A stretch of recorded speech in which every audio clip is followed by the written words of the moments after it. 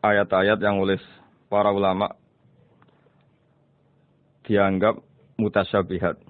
Artinya kita tidak boleh memaksakan maknanya. Kita cukup iman bahwa itu dari Allah Subhanahu wa taala. Ini termasuk ayat-ayat yang kita percaya bahwa ada makna yang diinginkan Allah, tapi kita tidak perlu menduga-duga apa sepersisnya makna itu. Dzalikal kitab la raiba fih, kitab ini tidak ada yang diragukan. Hudal lil muttaqin, petunjuk bagi mereka yang bertakwa. Sahabat Unisia yang kami cintai, yang kami hormati, muttaqin dari kata kerja ittaqa yattaqi ittiqaan. Maknanya adalah menjaga diri. Ada 3 kelas muttaqin dalam terminologi para ulama, istilah yang dikeluarkan para ulama.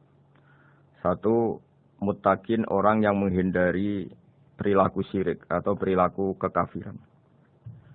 Sehingga menurut para ulama, apapun faseknya seorang mukmin, apapun kelirunya orang mukmin, misalnya pernah mencuri, pernah korupsi, pernah apa saja, masih dianggap mukmin karena dia masih bertauhid la ilaha illallah Muhammadur Rasulullah.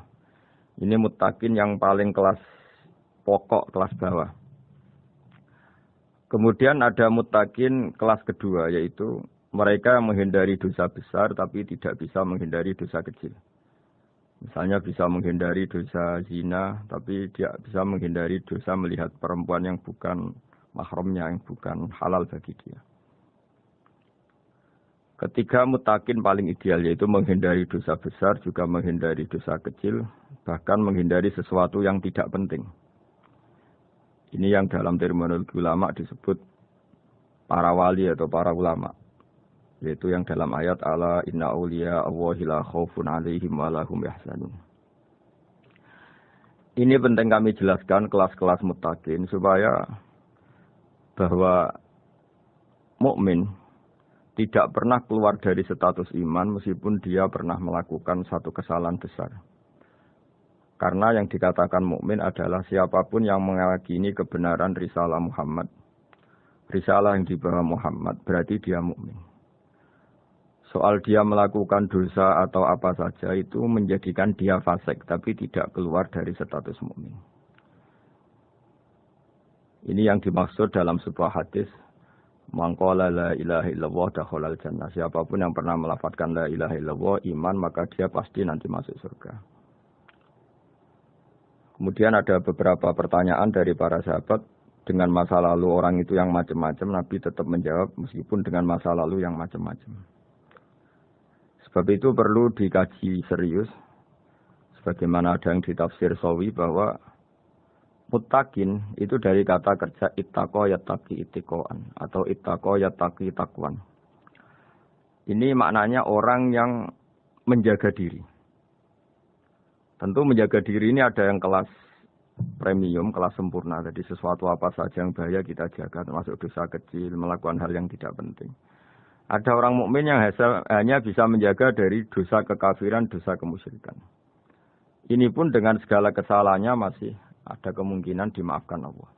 Karena Allah pernah berfirman, innallaha la yaghfiru ay yushraka bihi wa yaghfiru ma duna dzalika liman yasha. Allah tidak akan memaafkan dosa syirik, tapi Allah masih bisa memaafkan atau masih berkenan memaafkan dosa di luar syirik. Kemudian yang perlu dimengerti oleh sahabat Indonesia adalah makna la raiba fihi. Ini yang perlu kami ungkap, bahwa Al-Quran ini tidak ada keraguan padanya. Tidak ada keraguan, ini yang mudah kita teliti karena kita orang Indonesia. Mungkin rasa-rasa sastra Arab enggak kental. Mari kita teliti dari segi makna. Karena makna ini rasa dan rasa itu universal. Begini misalnya. Dulu orang-orang kafir Mekah karena mereka penyembah berhala, penyembah Tuhan-Tuhan yang banyak. Itu memprotes. Mereka memanggil tentu masih Muhammad belum ya Rasulullah. Muhammad, kamu mengajak ke Tuhan berapa? Rasulullah menjawab, ke Tuhan yang satu. Lalu mereka bertanya, Muhammad urusan kita ini banyak, problem kita banyak. Tuhan banyak saja tidak bisa menyelesaikan apalagi satu Tuhan. Ini yang diceritakan dalam sebagian ayat disebut aja'alal alihata ilaha wahida inna hadza lasyai'un ujab. Bagaimana mungkin Tuhan itu satu? Harusnya Tuhan itu banyak karena urusan kita banyak. Lalu Rasulullah dengan bimbingan Tuhan, bimbingan Allah mendatangi mereka, kemudian Nabi menjelaskan. Tuhan itu adalah ketua kalian, Tuhan itu adalah pimpinan kalian. Bagaimana kalau Anda jadi pembantu kemudian punya majikan banyak, punya penguasa banyak, punya tuan banyak. Kemudian semua tuan-tuan Anda ini memerintahkan Anda dengan perintah yang beda-beda. Apa kalian mau punya majikan atau pimpinan yang banyak? Mereka menjawab tidak, Muhammad. Terus mereka akhirnya sadar bahwa problem Tuhan banyak itu tentu lebih sulit, lebih problem. Karena nanti perintahnya beda-beda, keinginannya beda-beda. Mereka akhirnya tersadarkan bahwa sebaiknya atau seharusnya memang Tuhan itu satu. Jadi Rasulullah SAW menjelaskan logika bertauhid itu dengan sekian variasi, dengan sekian logika. Kemudian Nabi kedua juga menjelaskan logika kompetisi. Kata Nabi yang karena bimbingan Allah diberi satu pengertian. Andai kan Tuhan itu 2 atau 3, kemudian berebut dalam tahta aras atau tahta yang di alam raya ini. Sebagaimana lazimnya para penguasa. Maka pasti ada yang menang, ada yang kalah. Dan yang kalah tentu gak layak sebagai Tuhan. Ini yang disebut wala ala ba'duhum ala ba'd. Tentu kalau Tuhan itu banyak, mereka akan berkompetisi, akan bertarung. Dan pasti pemenangnya ya satu, karena memang layak jadi Tuhan tetap satu. Sadarlah bahwa orang-orang kafir Quraisy, orang-orang kafir saat itu sadar pentingnya bertauhid. Ketiga, Nabi juga menjelaskan tauhid secara ilmu logika. Begini para pendengar. Kalau dalam teori ilmu tauhid yang agak jelimet dijelaskan begini.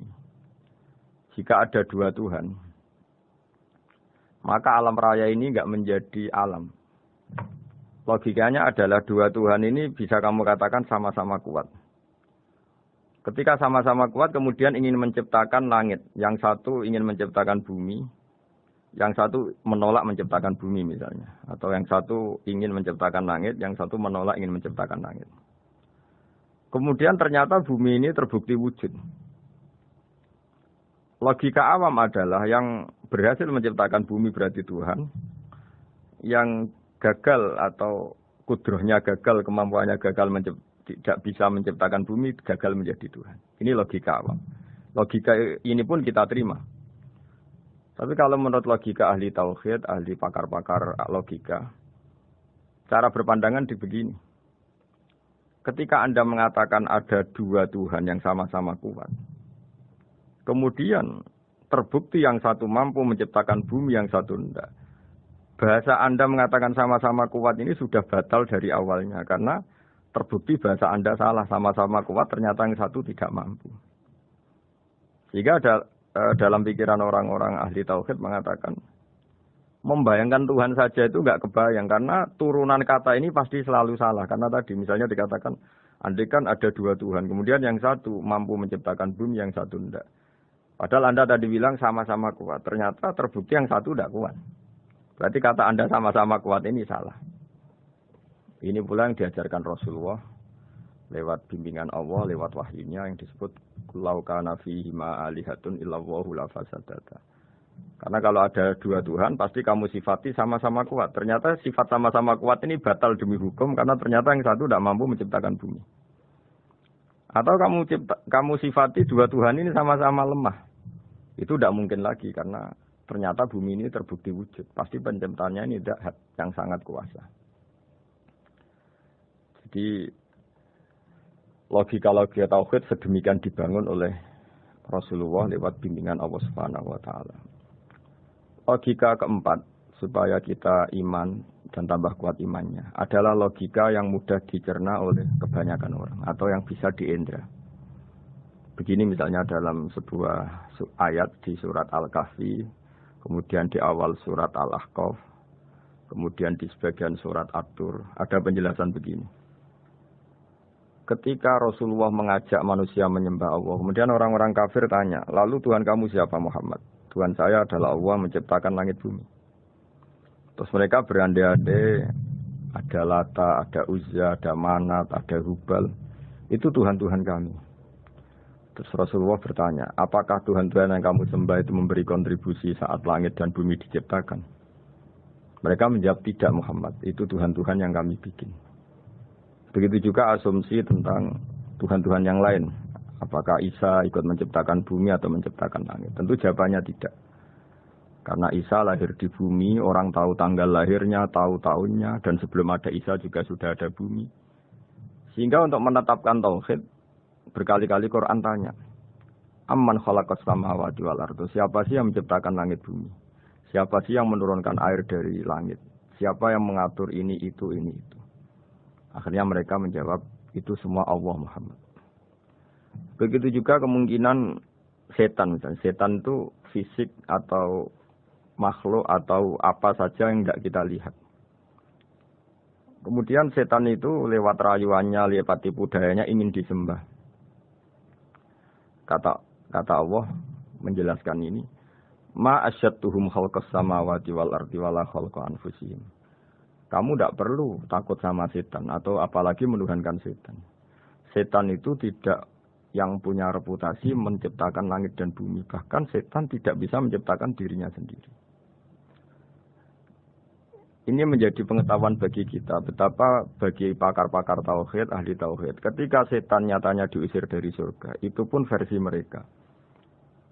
Versi mereka pun mengatakan seperti kita bahwa setan itu diusir dari surga. Dan dia keluar dari surga. Kalau setan itu Tuhan, tentu diusir gak mau. Karena di surga itu nikmat. Ketika setan diusir dari surga, ya keluar. Dia juga jadi makhluk yang hina-dina. Jadi dia tidak punya kekuasaan. Bahkan pada dirinya sendiri.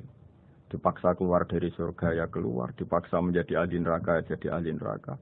Dipaksa jadi apa saja, juga dia akan jadi seperti yang dipaksakan. Ini menunjukkan bahwa setan adalah tahta kudratillah, tahta qahrillah. Tahta satwatillah, bahwa setan pun dalam kendali kekuasaan Allah. Makanya Allah mengatakan kamu tidak usah menyembah setan, tidak usah nurut sama setan. Setan itu lemah sekali. Karena faktanya dia tidak bisa memaksakan keinginannya. Ini yang oleh Allah disebut dalam firman-Nya inna kaida syaitani kana dhaifa. Setan itu lemah sekali. Ini perlu saya sampaikan ke para pendengar Unisia bahwa bertauhid itu ada sekian logika. Logika kelima adalah logika orang awam. Awam sekali. Suatu saat ada perdebatan antara Abul Hasan al-Asy'ari.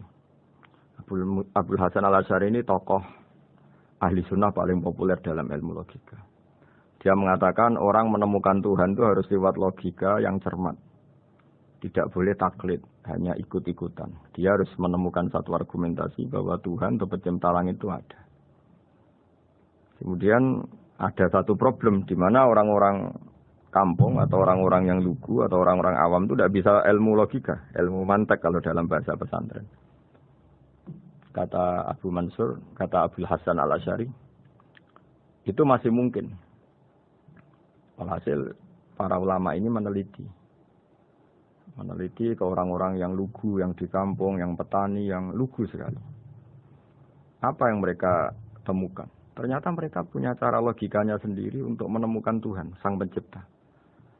Pernah suatu saat ada seorang petani lugu, biasa menggembala unta, ditanya, Bima araf tarubat, lalu kamu yang petani ini yang hanya ngurusi sawah, ngurusi ladang, dengan cara apa kamu tahu kalau Tuhan itu ada? Si petani tadi marah besar dan dia mengatakan, Al-ba'ratu tadullu alal ba'ir wa asharul aqdam yadullu alal masir. Kata petani tadi, yang namanya ada kotoran unta, pasti ada untanya.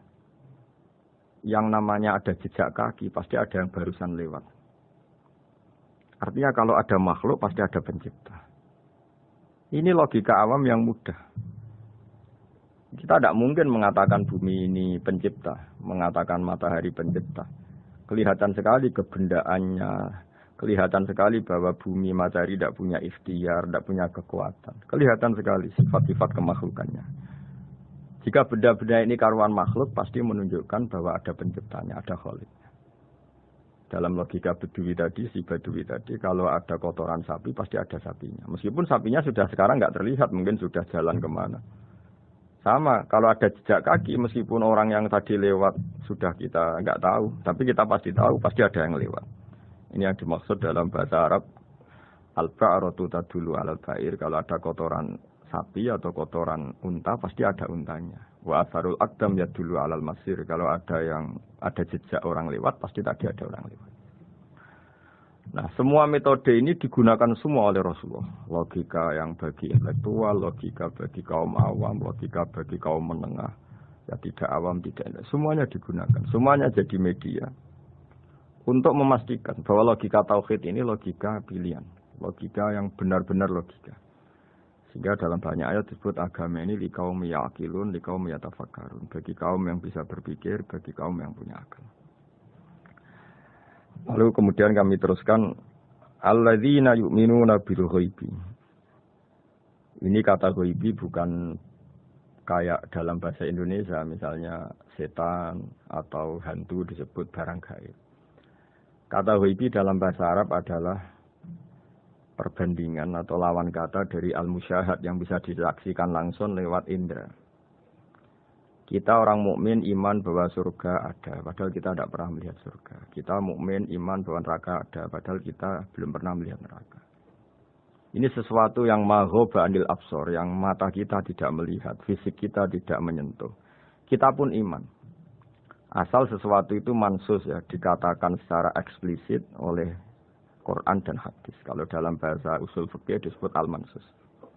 Ciri mukmin diantaranya adalah yang paling pokok alladzina yu'minuna bil ghaibi. Iman dengan sesuatu yang enggak kelihatan. Lalu kemudian para ulama cara pandang beda-beda. Bedanya bukan karena mereka bertentangan enggak, tapi ini menurut kelas rasa yang berbeda-beda. Bagi orang-orang sufi ya, Allah itu tidak bisa dikatakan al-ghaib, sesuatu yang enggak kelihatan. Karena Allah itu begitu jelas, az-zahir. Kata orang sufi, Allah itu zahir. Begitu juga dalam Asma'ul Husna disebut Allah itu az-zahir. Begitu jelas. Karena orang yang akalnya mapan, hatinya mapan, melihat satu lemari yang bagus, pasti langsung mensifati bahwa pembuatnya adalah orang yang hebat. Orang yang melihat mobil mewah atau pesawat yang canggih, pasti kepikiran pertama adalah pasti pembuatnya canggih. Sehingga eksistensi pembuat pesawat itu adalah orang hebat. Itu langsung tertanam ketika melihat pesawat itu hebat.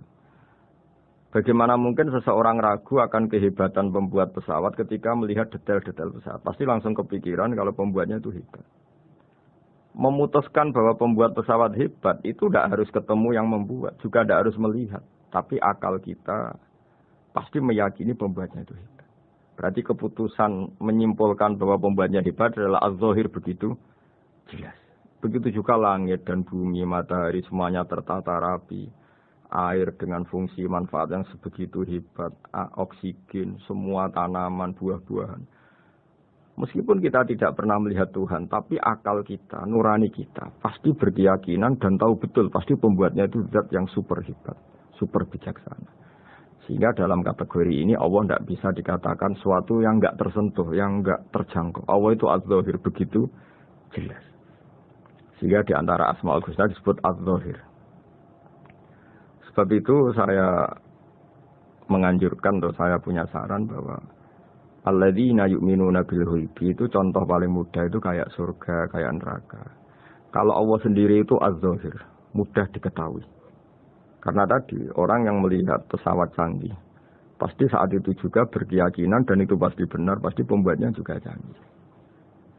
Nah, di sini disebut alam raya ini ayat, semuanya itu bukti kekuasaan. Dalam syair-syair orang sufi masyhur sekali itu wa fi kulli syai'in lahu ayatun yadullu ala annahul wahidu. Setiap sesuatu kejadian di alam raya adalah bukti keesaan Allah, bukti eksistensi Allah Subhanahu wa taala. Sehingga dalam satu kisah, normalnya orang itu paling tahu itu dengan dirinya sendiri. Karena dia adalah dia. Tapi kalau Imam Sibawai, seorang pakar nahwu, mengatakan a'raful ma'arif Allah. Di alam raya ini yang paling mudah dikenali itu ya Allah, pencipta. Karena andai kan kita sendirian di hutan, kemudian kita mulai punya akal, kita mungkin tidak tahu diri kita ini siapa. Tapi setidaknya kita langsung menyimpulkan bahwa kita tidak bisa menciptakan diri kita sendiri. Ketika kita berkesimpulan tidak bisa menciptakan diri kita sendiri, pasti kita terus berkesimpulan ada di luar kita yang menciptakan kita. Nah, sebab itu kenapa sifat mencipta ini yang pertama kali dikenalkan oleh Allah kepada nabinya untuk dikenalkan kepada umatnya. Yaitu disebut Iqra bismi rabbikal ladzi khalaq. Muhammad, bacalah dengan nama Tuhanmu. Sifat Tuhan yang paling mudah dikenali oleh siapapun adalah sifat pencipta. Karena ketika seseorang yakin dia lahir sudah ada bumi, dia lahir sudah ada langit, dia pasti akan tahu bahwa dia ada penciptanya. Sehingga paling mudah mensifati Allah atau mensifati Tuhan adalah bismi rabbikal ladzi khalaq. Terus kemudian di antara ciri orang baik adalah wa yuqimunas shalat. Kemudian beriman kepada yang gaib, menegakkan salat. Kata menegakkan adalah dari kata menjaga aturan-aturan atau sesuai aturan-aturan salat. Kita tahu dalam salat ini ada beberapa syarat yang harus dipenuhi. Misalnya harus wudu, harus suci di tempat yang suci. Terus ada syarat-syarat dalam internal salat, dia harus baca Fatihah, harus tumakninah, macam-macam. Itu eksistensi definisi salat. Kemudian kata berdiri juga diartikan para ulama, eksistensi sholat harus diketahui secara publik, secara sosial. Karena sesuatu itu punya eksistensi kalau jadi konsensus atau diakui oleh publik. Di sini agama mewajibkan sholat jamaah. Kata banyak ulama, jamaah itu fardu kifayah. Bahkan ada mengatakan fardu ain. Harus dijalankan orang banyak secara massal dan harus di tempat yang terbuka. Sehingga kata para ahli fikih, andaikan ada orang jamaah di dalam rumah tidak diketahui oleh banyak orang, belum mencukupi atau belum menggugurkan kewajiban jamaah. Sehingga eksistensi sholat harus diketahui secara publik. Sehingga dulu Rasulullah itu kalau sholat ya di masjid dan masjidnya terbuka. Sampai sekarang kita pun menyaksikan semua umat Islam kalau sholat di masjid yang terbuka. Sehingga dunia non-muslim pun tahu bahwa dalam Islam ada ritual, ya, ada ibadah yang bernama sholat. Hikmah kedua dengan cara terbuka seperti ini, sholat itu menjadi gak pernah rubah mulai zaman Nabi sampai kiamat. Dengan tradisi jamaah, berarti kaifiyah atau cara sholat ini permanen. Bapak kita sholat ya seperti itu, imam seperti itu, anak cucu kita akan meniru kita ya seperti itu. Sehingga gak ada varian-varian yang hanya berdasar subjektivitas musolli yang sholat. Taruh saja kita misalnya jadi seorang sufi yang baru takut sama Allah atau baru usul kalau dalam bahasa sufi. Kemudian kita sholat sendiri di rumah, mungkin dengan gaya menangis, terseduh-seduh, macam-macam. Ini tentu tidak baik sebagai standar sholat. Begitu juga ada anak atau pedagang yang kesusu atau tergesa-gesa, kemudian sholat hanya sekian, 2 menit, 1 menit. Ini juga agak baik. Meskipun itu boleh dilakukan individu-individu. Tapi kalau dalam sholat jamaah, orang harus manut imam, dan ada standarnya, misalnya tumaknina itu biqadri subhanallah, jadi ada ukurannya. Ini penting saya utarakan bahwa hikmah jamaah itu bukan sekedar dapat pahala 27 kalau sendiri, dapat pahala 1 itu enggak. Tapi ini menjaga eksistensi sholat supaya ya seperti ini terus sampai kiamat.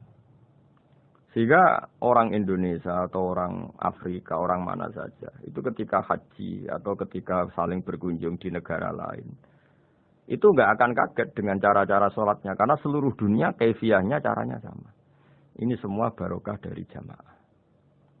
Maka Rasulullah itu nggak banyak ngendikan tentang caranya sholat, beliau hanya ngendikan shollu kama ra'aitumuni usolli. Sudahlah kamu pokoknya makmum saya, nanti caranya kamu sholat sama seperti saya seperti ini. Sehingga kata menegakkan sholat adalah bisa kita tegakkan kalau kita aparat negara ya bikin-bikin aturan supaya eksistensi sholat nggak terganggu. Kalau kita seorang kultural juga mensuasanakan sholat. Dan supaya kefiahnya atau caranya sholat ini benar kita tradisikan jamaah. Sehingga anak kecil ngikuti yang besar, yang bodoh ngikuti yang pinter dengan satu cara. Itu barokahnya jamaah. Sehingga wa yuqimuna sholat itu, sholat kita dirikan baik secara personal. Dengan cara-cara tumak nina, kita suci di tempat yang suci. Maupun kita tegakkan, kita maklumatkan, kita jadikan konsensus bahwa sholat ya seperti ini. Sehingga ada khayal-khayal lagi dalam Islam. Misalnya nyuwun sewu ada aliran yang mengatakan, ya kalau Tuhan itu kan enggak bebas arah, bebas tempat. Terus dulu pernah ada orang sesat sholat sampai 4 rakaat 4 arah, alasannya Tuhan itu tanpa arah. Enggak akan terjadi seperti itu. Karena ijma'nya umat Islam, konsensus umat Islam akan menolak faham yang seperti itu. Jadi saya mohon sekali, ini pentingnya jamaah. Dengan jamaah maka caranya sholat, cara meyakini madhab kiblat dan sebagainya terjaga ila yaumil kiamah sampai hari kiamat.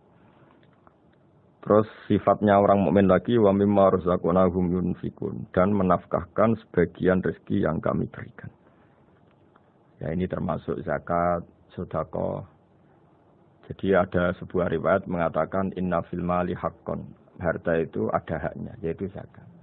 Tapi ada juga saran inna fil mali haqqon siwa zakat. Di luar keharusan zakat juga ada hak-hak kita untuk memberikan sebagian rezeki kita. Taruh saja misalnya saya punya uang 10 juta.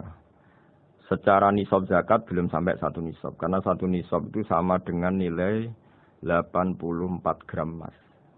Itu kalau diuangkan, kalau 500 ribu ya sekitar 42 juta. Tapi kita sebelum punya 1 nisab pun tetap ada keharusan mengeluarkan sebagian. Yaitu tentu dalam fikih kita wajib mengeluarkan uang untuk anak kita, untuk istri kita. Itu yang wajib-wajib. Kemudian ada sosial, kita nyumbang masjid, nyumbang yatim piatu, macam-macam.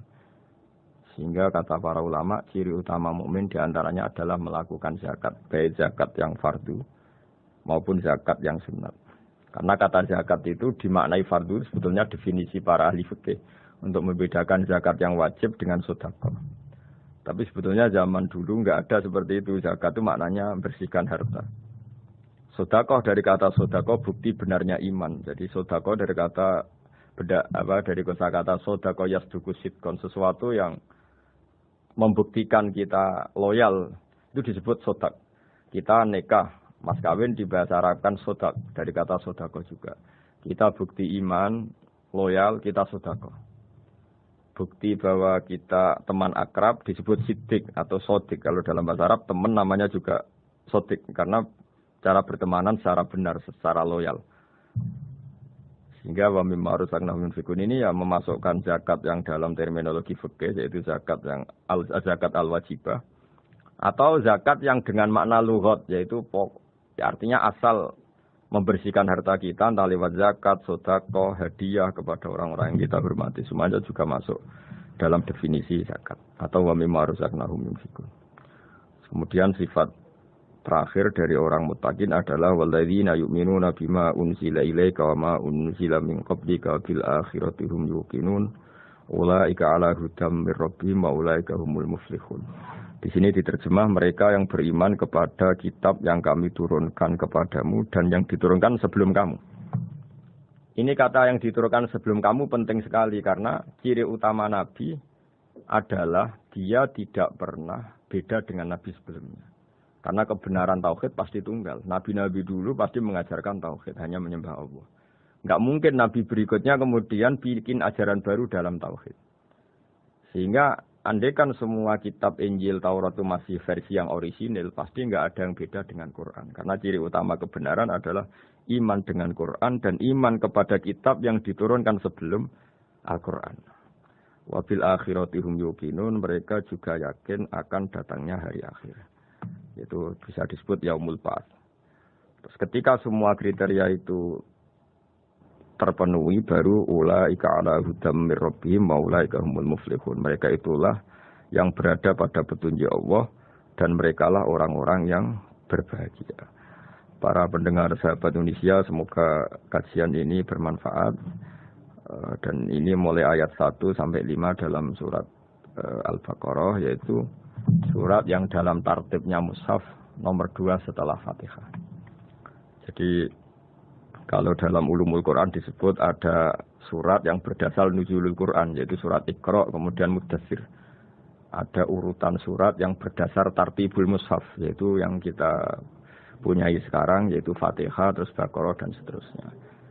Dan urutan-urutan ini pun sesuai petunjuk Rasulullah SAW.